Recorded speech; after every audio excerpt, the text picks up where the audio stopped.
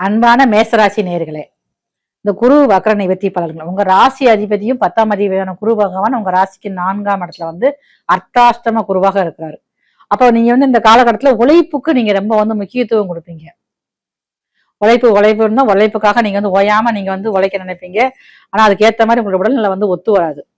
வேலை பளுகள் அதிகமா இருக்கும். அந்த வேலையை கூட பார்க்க கூட முடியாத அளவுக்கு உடல் ரொம்ப டயர்னஸா இருக்கிறது, ரொம்ப களைப்பா இருக்கிறது, எடுத்த வேலையை செஞ்சு முடிக்க முடியாத அளவுக்கு மிகப்பெரிய ஒரு சவாலாக உங்களுக்கு உடல் ஒத்துழைப்பு தராம இருக்கும்.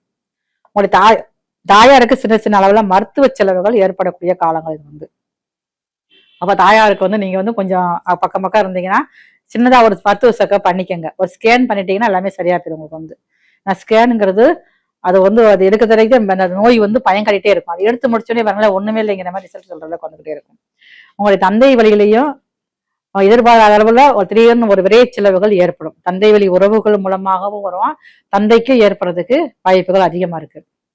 ராசி அதிபதியே 4ஆம் இடத்துல நீங்களா உங்களுடைய சுய சம்பாத்தியம் சுய வருமானம் மூலமாக சொத்துக்கள் சேரக்கூடிய வாய்ப்புகள் அதிகமா இருக்குது. எது வாங்கினாலும் சரிதான், எதையுமே நீங்க வெளியே சொல்லாம நீங்க வாங்கிக்கணும். இல்லையே 4 பேர்ட்ட சொல்லி எந்த ஒரு காரியம் பண்ணாலுமே உங்களுக்கு நிறைய காரிய தடைகளை கொடுத்துக்கிட்டே இருக்கும். எதையுமே சுபமாக முடியறதுக்கு வாய்ப்புகள் இருக்காது.